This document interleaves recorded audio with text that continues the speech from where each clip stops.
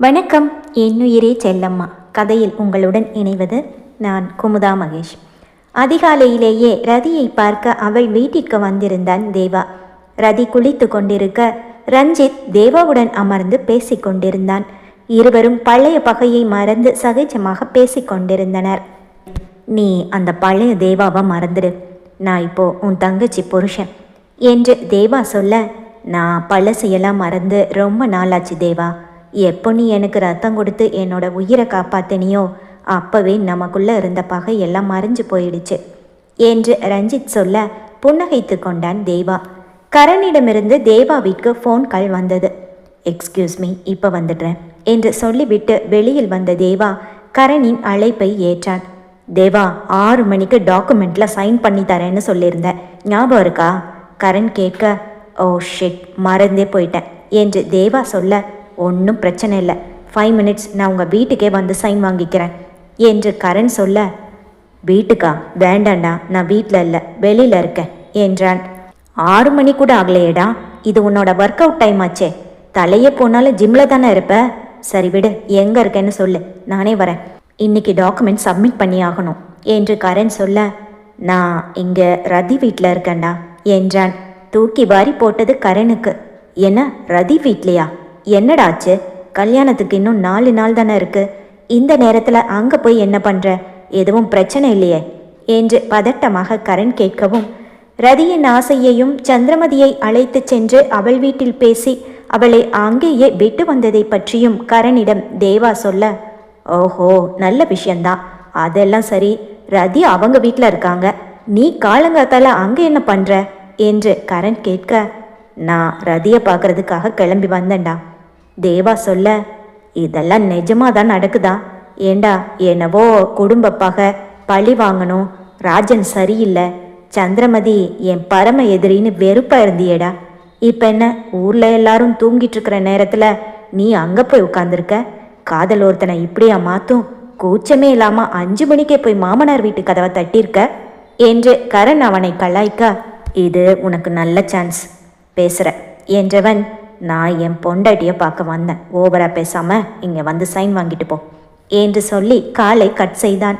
கரண் ஏற்கனவே ரதியின் வீட்டிற்கு வந்திருக்கிறான் என்பதால் வீடு கண்டுபிடிப்பதில் எந்த சிரமமும் இல்லை. சிறிது நேரத்தில் அங்கு வந்து சேர்ந்து விட்டான். தேவாவிற்கு அழைத்தான். தேவா, நான் வீட்டு முன்னாடி தான் இருக்கேன், வெளியே வா, சைன் பண்ணிட்டு போ என்று சொல்ல, வெளியே ஏண்டா நிற்கிற, உள்ள வா என்று தேவா அழைக்க, கையெழுத்து வாங்க எடுத்து வந்த ஃபைலை எடுத்துக்கொண்டு வீட்டை சுற்றி சுற்றி பார்த்தபடியே கரண் வெளி வாயிலுக்கு அருகில் வர, ஒரு வாளி நிறைய தண்ணீரை எடுத்து வைத்து அதில் ஒரு ஜக் எடுத்து தண்ணீரை சுழற்றி வீசினாள் ராகினி. ரதி சென்ற பிறகு தினமும் வாசல் தெளித்து ரங்கோலி போடுவது ராகினியின் முறையாகி போயிருந்தது. இல்லை என்றால் அம்மாவிடமிருந்து பெட் காஃபி கிடைக்காது. மதில் சுவருக்கு உள்ளே நின்றிருந்தவளுக்கு வெளியிலிருந்து வந்தவனை தெரிய வாய்ப்பில்லை. சில்லென்ற குளிர்ந்த நீர் கரணின் முகம் சட்டை என வழிந்தோட, கையில் இருந்த ஃபைலை நனையாமல் பின்னால் பிடித்து கொண்டு நனைந்து நின்றவனை பார்த்ததும், ஐயோடா என்று தன் கையில் இருந்த ஜக்கை கீழே தவற விட்டுவிட்டு கரனை வெளிவிரித்து பார்த்து நின்றாள் ராகினி. அவளை முறைத்தபடி தன் கர்ச்சிஃபை தேடி எடுத்து தண்ணீர் பட்ட இடங்களை துடைத்து கொண்டவனின் வாய், டேய் தேவா என்று முணுமுணுக்க, ஓ நீங்களா? நீங்கள் மாமா ஃப்ரெண்டு தானே, சாரிங்க, நீங்கள் சொல்லாமல் திடீர்னு வந்ததால் பச்சை தண்ணியை மேலே ஊற்றிட்டேன் என்று ராகினி தயங்கியபடியே சொல்ல, என்ன சொன்னீங்க? சொல்லாமல் திடீர்னு வந்துட்டேனா? அப்போ சொல்லிட்டு வந்திருந்தா சுடு தண்ணி வச்சு சோப்பு போட்டு குளிக்க வச்சிருப்பீங்க போலையே. என்னங்க நீங்கள், வெளியே யாராவது வராங்களான்னு பார்த்துட்டு தண்ணி தெளிக்க மாட்டிங்களா? காலையிலேயே எந்திரிச்சு குளிச்சு கிளம்பி வந்தவனை திரும்பவும் குளிக்க வச்சிட்டீங்களே, அவன் எங்கங்க இருக்கான், கூப்பிடுங்க என்று கரண் கத்த, ராகினி பதட்டமாய் உள்ளே சென்று தேவாவை அழைத்தாள். அவனை உள்ள வர சொல்லுமா என்று சொல்லிக்கொண்டே வெளியில் வந்த தேவா நனைந்து போய் நின்றவனை பார்த்து சிரித்து விட்டான். கரண், என்னடா இது கோலம், நான் கூப்பிட்டேன்னு சொல்லி குளிச்சுட்டு இருந்தவன் அப்படியே ஓடி வந்துட்டியா? இப்போது கரணை கலாய்ப்பது தேவாவின் முறையாகி போனது. நீ ஏண்டா சிரிக்க மாட்ட, உன் வேலைக்காக இவ்வளவு தூரம் வந்தான்ல என்று நடந்த விஷயத்தை கரண் சொல்ல இன்னும் சத்தமாக சிரித்தான் தேவா. சரி சரி உள்ளவா என்று அழைத்து சென்றவன், ரஞ்சித், கரனுக்கு ஒரு டிஷர்ட் எடுத்துக்கொடு, நனைஞ்ச சட்டையை அயன் பண்ண ட்ரை ஆயிடும் என்று தேவா சொல்ல, இல்லை பரவாயில்ல, சைன் வாங்கிட்டு வீட்டுக்கு போய் சேஞ்ச் பண்ணிக்கிறேன் என்றான் கரண். டேய், இந்த சட்டையை சேஞ்ச் பண்ணுறதுக்காக திரும்பவும் வீட்டுக்கு போக போறியா? அதுவும் அவ்வளோ தூரம். ரஞ்சித், நீ எடுத்துட்டு வா, அவன் போட்டுக்குவான் என்று தேவா சொல்ல, பரவாயில்ல போட்டுக்கோங்க, இது புது டிஷர்ட் தான் என்று ரஞ்சித் சொல்ல தன் சட்டையை கழட்டிவிட்டு டிஷர்ட்டை வாங்கி போட்டுக்கொண்டான் கரண். தேவாவிடம் கையெழுத்து வாங்கி கொண்டு சிறிது நேரம் பேசிக்கொண்டிருந்தவன், சரிடா டைம் ஆச்சு, போகிற வழியில் ஒரு கிளைண்ட்டை பார்த்துட்டு கோர்ட்டுக்கு போகணும். தன் சட்டையை எடுத்தவன், அயன் பாக்ஸ் எங்கே இருக்கு? ராகினியிடம் கேட்க, என்கிட்ட கொடுங்க, நானே அயன் பண்ணி கொடுத்துடுறேன் என்று கரணின் சட்டையை வாங்கி கொண்டாள் ராகினி. தேவா கரணிடம் ஏதோ பேச அதை கவனிக்காமல் தன் சட்டையை அயன் செய்பவளையே வைத்த கண் வாங்காமல் பார்த்து கொண்டிருந்தான் கரண். சில நிமிடங்களில் ஈரம்பட்ட சுவடை இல்லாமல் நேர்த்தியாக அயன் செய்யப்பட்ட சட்டை கரணின் கையில் இருந்தது. சரிடா, நான் கிளம்புறேன் என்றவன் ராகினியை பார்த்து, தேங்க்ஸ் என்றான். தேங்க்ஸா? எதுக்குடா? ராகினி சட்டையை நினைச்சதுக்கா என்று மீண்டும் தேவா கிண்டல் செய்ய, தேவா நினைச்சதுக்கு இல்லை, ஆயன் பண்ணதுக்கு என்று ராகினியை பார்த்து சொல்லி சென்றவனை தன் புருவத்தை உயர்த்தி பார்த்தான் தேவா. பின் ராகினியை பார்த்தவனுக்கு தன் மனதில் தோன்றிய எண்ணத்தில் இதழில் குறுநகை பூத்தது. என்ன வாசலை பார்த்து சிரிச்சிட்டு இருக்கீங்க? கிளம்பி வந்திருந்த ரதி கேட்டாள். அதுவா, கரண் வந்துட்டு போனான். ராகினி வாசலுக்கு தண்ணீர் தெளிக்கும் போது அவன் மேல தண்ணி ஊத்திட்டா என்று தேவா சொல்ல, ஐயையோ அப்புறம் என்னாச்சு என்று ரதி கேட்க, ராகினியா அவன் சட்டையையும் அயன் பண்ணி கொடுத்துட்டா, அவங்க 2 பேரும் என்று தேவா ரதியின் காதில் ஏதோ சொல்ல, அவன் முகத்தை அதிர்ச்சியாக பார்த்த ரதி, நம்ம கல்யாணமே 1008 பிரச்சனையில் இருக்கு, இதில் இந்த யோசனை தேவையா? எங்கள் அப்பாவுக்கு தெரிஞ்சா அவ்வளோதான், உங்களையே உள்ள விட மாட்டாரு, போலாம் வாங்க என்று அவன் கையை பிடித்து கொண்டே நடந்தவள், அம்மா போயிட்டு வரேன் என்று கத்தி சொல்ல, ஏய் சாப்பிட்டுட்டு போடி, தம்பியும் சாப்பிட சொல்லு, டிஃபன் ரெடி ஆயிருச்சு என்று ஜானகி குரல் கொடுக்க, இல்லம்மா நாங்கள் வெளியே சாப்பிட்டுக்கிறோம் என்று சொல்லிவிட்டு இருவரும் கிளம்பி சென்றார்கள். வள்ளியம்மை பாட்டி நாளைக்கு ஊர்ல இருந்து வராங்க, கல்யாணம் முடியற வரைக்கும் இங்க தான் இருப்பாங்க என்று தேவா சொல்ல, நான் தான் அவங்கள பார்க்க முடியாது, முடிஞ்சா அவங்கள வீட்டுக்கு கூட்டிட்டு வாங்க, இல்லைனா நான் கல்யாண நாளில் தான் அவங்கள பார்க்க முடியும் என்று சொன்னவளை நகைக்கடை புடவைக்கடை என்று அழைத்து சென்று அவள் தேவைக்கு மேலேயே வாங்கி கொடுத்தான். ஒவ்வொரு நாளும் காலையில் அழைத்து சென்றான். அவர்கள் வீடு வந்து சேர மாலை 6 மணிக்கு மேல் ஆகிவிடும். தினமும் மாலை அவள் வீடு வந்து சேரும்போது கையில் தூக்க முடியாத அளவுக்கு பேகுகள் இருக்கும். ராஜனுக்கும் ஜானகிக்கும் தேவா செய்வதை பார்க்க பார்க்க அதிர்ச்சி மேல் அதிர்ச்சிதான். ரதி இங்கு வந்த 2 நாட்களில் ராகினிக்கும் தேவா மாதிரியே ஒரு பையன் கிடைச்சிட்டா போதும் என்று சொல்லும் அளவுக்கு தன் அன்பை கொட்டி இருந்தான் தேவா. ஷாப்பிங் முடிந்து தேவா அவளை இறக்கிவிட்டு செல்ல ரதி அவள் தூக்கி வந்த பேகுகளை ஹாலில் வைத்தாள். அம்மா, இது உனக்கு, இது அப்பாக்கு, இது அண்ணா அண்ணி குட்டி பையனுக்கு, இது ராகினிக்கு என்று ரதி ஒரு பேக்காக எடுத்து வைக்க அவர்கள் எல்லோரும் ஒருவர் முகத்தை ஒருவர் பார்த்து கொண்டனர். என்னம்மா இது, எங்களுக்கெல்லாம் எதுக்கு? உன்னோட கல்யாணத்துக்கு நாங்கள் தான் உனக்கு செய்யணும், ஆனால் தேவா தம்பி எதுவும் வாங்கக்கூடாதுன்னு ஸ்ட்ரிக்டாக சொல்லிட்டதால நாங்கள் எதுவும் செய்யாமல் அமைதியாக இருக்கோம். அதில் எங்களுக்கும் கல்யாண துணி வாங்கிட்டு வந்திருக்கியே ஜானகி ஆதங்கமாய் கேட்க, அம்மா அவர் தான் வாங்கியே ஆகணும்னு சொல்லிட்டாரு. இன்னைக்கு அவங்க வீட்டில் எல்லாத்துக்கும் ட்ரெஸ் வாங்கணும், உங்களுக்கும் கண்டிப்பாக வாங்கணும்னு சொல்லிட்டாரு. வேண்டான்னு சொன்னால் டென்ஷன் ஆயிடுவார், அதான் வாங்கிட்டேன் என்று ரதி கூற, கல்லூரியிலிருந்து வந்த ராகினி அவளுடைய உடையை எடுத்து பார்த்துவிட்டு, அக்கா செம்மையா இருக்கு, நான் இதே மாதிரி ஒரு ட்ரெஸ் வாங்கணும்னு நினச்சிட்டு இருந்தேன், நீ வாங்கிட்ட, மாமாக்கு நான் தேங்க்ஸ் சொன்னேன்னு சொல்லிடு, மாமா வாங்கி கொடுத்த first gift super, second gift சூப்பரோ சூப்பர் என்று ராகினி சந்தோஷத்தில் உளறிவிட, ஃபர்ஸ்ட் கிஃப்டா, அது என்ன எங்களுக்கு தெரியாம?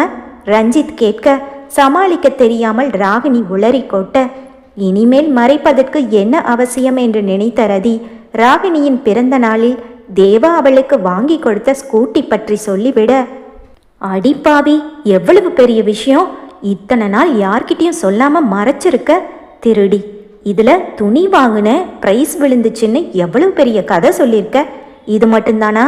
இல்ல இதே மாதிரி இன்னும் நிறைய விஷயத்தை எங்ககிட்ட சொல்லாம இருக்கியா என்று ஜானகி திட்டிக் கொண்டே ராகினியின் காதை பிடித்து திருக, அம்மா அந்த ஐடியாவே மாமா கொடுத்தது தான், வேணும்னா உனக்கு தைரியம் இருந்தா நீ அவர்கிட்ட போய் சண்டை போடு, என்ன விடு இப்போ என்று ஜானகியின் கையை தட்டி விட்டு விட்டு தன் துணி பேக்கை எடுத்துக்கொண்டு நான் போய் ட்ரெஸ் அளவா இருக்கான்னு போட்டு பார்க்குறேன் என்று சமாளித்து கொண்டு அறைக்கு சென்று விட்டாள் ராகினி. அடுத்த நாள் அதிகாலையிலேயே ரதிக்கு அழைத்து இருந்தான் தேவா. செல்லம்மா, 10 மணிக்கு ரெடி ஆயிடு, இன்னைக்கு வசந்த் வீட்டுக்கு போய் இன்வைட் பண்ணிட்டு வந்துடலாம் என்று அவன் சொல்ல, வசந்த் வீட்டுக்கா? யாரெல்லாம் போறோம் என்று ரதி கேட்க, வேற யாரு, பொண்ணு மாப்பிள்ளையும் தான் என்று அவன் சிரித்து கொண்டே சொல்ல, நம்ம கூட அங்கிள் ஆண்டி வந்தா நல்லா இருக்கும்னு நினைக்கிறேன் என்று ரதி சொல்ல, அப்பாவும் சித்தியுமா, அவங்க எதுக்கு என்று தேவா புரியாமல் கேட்க, வசந்த் அண்ணாவும் அபி அண்ணியும் ஒன்னா சேர்ந்து வாழணும்ல என்று அவள் கேட்க, ஆமா என்றான் தேவா. அப்போ ஏன் எதுக்குன்னு கேட்காம நான் சொன்னதை செய்யுங்க, அவங்களையும் கூட கூட்டிட்டு வாங்க என்று ரதி தேவாவிற்கு கட்டளை இடுவது போல சொல்ல, ஏய் என்ன செல்லம்மா, வர வர நீ எனக்கே ஆர்டர் போட ஆரம்பிச்சிட்ட என்று அவன் அதிர்ந்து போய் கேட்கவும், ஆமா இனிமே அப்படிதான், போங்க போங்க சீக்கிரமா போய் அங்கிள் கிட்ட பேசுங்க என்று சொல்லி போனை வைத்து விட்டாள். அவளை நினைத்து புன்னகைத்தவன் அவள் சொன்ன பிறகு நடத்தாமல் விடுவானா? மனோகரிடம் பேசினான். ரதியும் தேவாவும் வசந்த் வீட்டு வாசலில் காத்திருக்க மனோகரும் யசோதாவும் அவர்களுடைய காரில் வந்தார்கள். என்னை எங்க கூட்டிட்டு போறீங்க என்று கேட்டுக்கொண்டே காரை விட்டு இறங்கிய யசோதாவிற்கு அது வேணியின் வீடு என்ற உணர்வு வர, இங்கியா, இது அபி மாமியார் வீடு, இங்க எதுக்கு என்ன கூட்டிட்டு வந்தீங்க என்று எகிரி குதித்தாள் யசோதா. நீ இப்போ எதுவும் பேசாம வாயை மூடிக்கிட்டு என் கூட வா, வாயை திறக்கவே கூடாது என்று மனோகர் சொல்ல, தேவாவையும் ரதியையும் பார்த்தவள், ஓ அப்பாவும் மகனும் சேர்ந்து பிளான் பண்ணி என்னை கூட்டிட்டு வந்தீங்களா என்று இருவரையும் பார்த்துவிட்டு முறைத்து கொண்டே அவர்களுடன் வேறு வழியின்றி வீட்டிற்குள் வந்தாள் யசோதா. குடும்பமாக சென்று வேணியை அழைத்தார்கள். கண்டிப்பா வரேன், வசந்தும் ஞாயிற்றுக்கிழமை வந்துருவேன்னு ஃபோன் பண்ணியிருக்கான் என்று வேணி சொல்ல, சந்தோஷம்மா, நாங்கள் கிளம்புறோம் என்று மனோகர் சொல்ல, அம்மா காலையிலே சீக்கிரமா வந்துடணும், மதியம் வரைக்கும் இருக்கணும் என்று ரதி சொல்ல, நீ இதெல்லாம் சொல்லணுமாமா, உன் கல்யாணத்துக்கு நான் முதல் ஆளா வருவேன், கடைசியா தான் போவேன் என்று வேணி சொல்ல இருவரும் சிரித்து கொண்டார்கள். வேணியும் ரதியும் அம்மா மகள் போல் பேசிக்கொள்வதை பார்க்க யசோதாவிற்குத்தான் கடுப்பாக இருந்தது. ஆனாலும் வாயை திறக்க முடியாத நிலை, பல்லை கடித்து கொண்டு உட்கார்ந்திருந்தாள். மனோகரும் யசோதாவும் சென்றுவிட ரதியும் தேவாவும் சந்திரமதியின் மருத்துவமனைக்கு சென்று சந்திரமதி, ஜீவா, அங்கு வேலை செய்யும் மற்ற நண்பர்களையும் அழைத்தார்கள். திருமண வேலைகள் அத்தனையும் முடிந்துவிட்டது. அந்த 5 நாட்கள் என்பது மற்றவர்களுக்கு வெகு வேகமாக ஓடிவிட்டது. ஆனால் தேவாவிற்குத்தான் பகலிலெல்லாம் ரதியுடன் நேரம் சென்று விட்டது. இரவில் அவள் இல்லாமல் தூக்கம் வராமல் தவித்து கொண்டிருந்தான். 5 நாட்கள் 5 யுகம் போல இருக்க திருமண நாளும் வந்துவிட்டது. நிறைய அறைகள் கொண்ட பெரிய வசதியான திருமண மண்டபம். அவரவர் அறைகளில் அவரவர் கிளம்பி கொண்டிருக்க அபியின் அறையில் பத்மாவதி பாட்டி அவளுடன் இருந்தார். அபி குளித்து கொண்டிருக்க பாட்டி ஏற்கனவே கிளம்பியிருந்தார். அபிமா, டைம் ஆகுது, சீக்கிரமா குளிச்சுட்டு ரெடியாகு, எல்லாரும் வர ஆரம்பிச்சிட்டாங்க, நான் போய் வள்ளியம்மைய பார்த்துட்டு வந்துடுறேன் என்று சொல்லிவிட்டு அவர் கிளம்ப, சரி பாட்டி, போகும்போது ரதி ரூமுக்கு போய் பியூட்டிஷியன் கூட ராதிகான்னு ஒரு பொண்ணு இருப்பா, அவங்கள நான் வர சொன்னேன்னு சொல்லுங்க, எனக்கு சாரி கட்டி விட்டுட்டு மேக்கப் போடுறேன்னு சொன்னாங்க என்று அபி சொல்ல, சரிம்மா என்று கிளம்பி சென்றார் பாட்டி. குளித்து முடித்து வந்த அபி தலையை காய வைத்துவிட்டு புடவையை கட்டுவதற்காக காத்து கொண்டிருந்தாள். நேரம் ஓடிக்கொண்டிருந்தது. எல்லோரும் கிளம்பி விட்டிருந்தார்கள். ஐயோ, என்ன இந்த பொண்ணு இன்னும் காணோம், இவங்களை நம்புனா வேலைக்காகாது போல இருக்கே, புடவையை நானே கட்டிட்டு ஃபேஸ் மேக்கப் மட்டும் பண்ணிவிட சொல்லலாம் என்று நினைத்து கொண்டு அவளே புடவையை கட்ட முயற்சிக்க அந்த விலை உயர்ந்த காஞ்சிபுரம் புடவை அவள் பேச்சை கேட்காமல் விரைப்பாக நின்றது. அவளை படாத பாடு படுத்தியது. கடவுளே, இதை கட்டுறதுக்குள்ள எனக்கு மயக்கமே வந்துடும் போல இருக்கு. முந்தானைக்கு மடிப்பு எடுத்து அதை தோளில் போட்டுக்கொண்டு இடுப்பில் சொருகி மடிப்பை எடுத்து சரிப்படுத்த முடியாமல் அவள் திணறி போய் நின்றிருக்க, இஃப் யூ டோன்ட் மைண்ட், நான் வேணும்னா ஹெல்ப் பண்ணவா? கனவில் மட்டுமே இத்தனை நாட்களாய் கண்டு கொண்டிருந்த தன் மனைவியின் அழகை இப்போது முழுவதுமாய் தன் கண்களுக்குள் நிறைத்து கொண்டு கதவில் சாய்ந்து நின்றிருந்தான் வசந்த். அவனை அங்கு அபி எதிர்பார்க்கவில்லை. அதிர்ந்து விட்டாள். நீங்களா என்று அவள் அதிர்ச்சியாக கேட்க, ஏன் என்னை நீ எதிர்பார்க்கலையா? நான் மேரேஜுக்கு வருவேன்னு உனக்கு மெசேஜ் பண்ணியிருந்தேன், நீ பார்க்கலையா என்று கேட்டுக்கொண்டே வந்தவன் அவள் அருகில் வந்து நிற்க, இங்கே எதுக்கு வந்தீங்க, முதல்ல வெளியே போங்க என்று அவள் வாயில் இருந்து வார்த்தைகள் வந்தாலும் தன் கண்முன் நின்றவனை பார்த்து எல்லையில்லா பேரானந்தம் அவள் மனதில். ஏண்டி உன்னை நீயே ஏமாத்திக்கிற? உன் வாய் தான் என்னை போன்னு சொல்லுது, ஆனால் உன் கண்ணு என்ன தான் தேடுது. நான் கூட இல்லைன்னு உன் மனசு ஃபீல் பண்ணுது என்று சொன்னவன் அவளை இழுத்து இறுக அணைத்து கொள்ள, விடுங்க என்ன என்று திமிரியவளின் உடலோ அவன் அழுத்தமான அணைப்பில் மகுடிக்கு மயங்கிய பாம்பாய் அவனுக்குள் கட்டுண்டு அமைதியானது. ஆற்றாமையில் அவன் விழிகளை பார்க்க கண்களில் கண்ணீர் பொத்து கொண்டு வந்தது. அவள் கண்ணீரை துடைத்தவன், நீ லவ் பண்ணப்ப இருந்த அதே வசந்து தாண்டி நான் இன்னும், நீ தான் என்னை வேற ஆளை பார்க்குற என்று சொல்லிக்கொண்டே, இன்னுமே நீ புடவை கட்ட கற்றுக்கலையா என்று ஒரு காலை மடித்து மண்டியிட்டு உட்கார்ந்து அவள் சேலை மடிப்பை சரி செய்துவிட சிலையாக நின்றாள் அபி. அபி, உனக்கு ஞாபகம் இருக்கா? நமக்கு கல்யாணம் ஆன புதுசில் உனக்கு சுத்தமாக சேலையை கட்ட தெரியாது, நான் தான் உனக்கு ஹெல்ப் பண்ணுவேன் என்று அவன் சொல்ல அபியின் முகம் வெட்கத்தில் சிவந்து போனது. போதும் விடுங்க, தேவா வந்துடுவான் என்று அபி சொல்ல, அவன் வந்தா என்ன பண்ணிடுவான், அடிச்சிடுவானோ? அன்னைக்கு உனக்காக தான் நான் அமைதியாக போனேன், பிரச்சனை வேண்டான்னு அமைதியாக போனேன், திரும்பி அடிக்க ரொம்ப நேரம் ஆகாது என்று வசந்த் சொல்ல, சரி சரி போங்க என்று அவள் விரட்ட, நீ ரெடியாக, 2 பேரும் சேர்ந்து ஒன்னாவே ஜோடியா போகலாம் என்று வசந்த் சொல்ல, இன்னைக்கு ஒரு நாள் ஜோடியா போயிட்டா போதுமா? நாளைக்கு என்ன விட்டுட்டு கிளம்பி போயிடுவீங்க, அதெல்லாம் ஒன்றும் வேண்டாம், உங்கள் அம்மா தேடுவாங்க, போங்க என்று முகத்தை திருப்பி கொண்டவளின் எதிரில் வந்து நின்றவன், இனிமே நான் எங்கேயும் போக போறதில்ல, உன் கூடவே தான் இருக்க போறேன் என்று சொல்ல, நிஜமாவா? சொல்லிட்டு ஏமாத்திட்டு போயிட மாட்டீங்களே என்று அவனை நம்பாமல் கேட்டவனின் கையை பிடித்து முத்தமிட்டவன், நிஜமாதாமா, இங்கே ஒரு ஸ்டார்ட் அப் கம்பெனி ஆரம்பிக்கலான்னு முடிவு பண்ணிட்டேன் என்று சொல்ல கண்ணீரோடு அவனை கட்டி அணைத்து கொண்டாள் அபி. இத்தனை நாள் மனதில் அவன் மேல் இருந்த அன்பை தேக்கி வைத்து அமைதியாக இருந்தவளின் மனம் இன்று அவன் பேச்சிலும் செயலிலும் மெழுகாய் உருகி போய்விட, கடிகாரமுள் கூட சுழலாமல் நின்று விட்டிருந்த தருணம் அது. சுவாசம் தழுவிய நிமிடம் அது. நீண்ட நாள் தவித்திருந்த காதல் கை மீளும் கணமது. ஏறி இறங்கிய மூச்சுக்களின் ஊசலாட்டத்தில் தூரத்தில் துடித்திருந்த இதயங்கள் பிரிவின் பின் வந்த சேர்க்கையில் ஒரே துடிப்பில் சங்கமிக்க அவன் மார்பில் அவள் முகம் புதைத்தாள். மீளாமல் போன நாட்களை கடந்து இருவரும் மீண்டு வந்த நேரம் பிரிவின் பிராய சித்தமாய் அவன் ஒற்றை அணைப்பில் கிடைத்தது பரிகாரம். இருவரின் அன்பும் மீண்டும் துளிர்க்க வெகு நேரம் நீண்டது அணைப்பு. மேடம், மேக்கப் பண்ண வர சொன்னீங்க என்று ராதிகா வந்து கதவை தட்ட இருவரும் ஒருவரை ஒருவர் விட்டு விலகி கொண்டார்கள். தன் உடையை சரி செய்து கொண்ட வசந்த், அபி நீ கிளம்பி வெளியே வா, நான் வெளியே வெயிட் பண்ணுறேன் என்று சொல்லிவிட்டு சென்றுவிட, தொலைந்து போன தன் காதலை இன்று முழுவதுமாய் மீட்டெடுத்த சந்தோஷத்தில் அபி. மணமகன் அறையில் தேவா, மணமகள் அறையில் ரதி. கெட்டி மேளத்தின் ஓசையும் நாதஸ்வரத்தின் இசையும் வந்திருந்தவர்களின் செவிகளுக்கு விருந்தாக வாசலில் பந்தல், தோரணம், மேடையில் கண்களை கொள்ளை கொள்ளும் பூ அலங்காரம், காற்றின் வழி வந்த பன்னீர், மஞ்சள், சந்தனம் கலந்த ரம்யமான வாசனை, உறவுகளின் பேச்சும் சிரிப்பும் திருமண மண்டபத்தை நிறைத்து கொண்டிருக்க, மணமகள் கோலத்தில் ரதியை பார்க்க அந்த ஒரு நொடிக்காக ஏங்கி காத்திருந்தான் தேவா.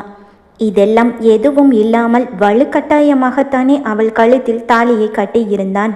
அவன் செய்த தவறை இப்போது அவனே சரி செய்ய போகிறான்.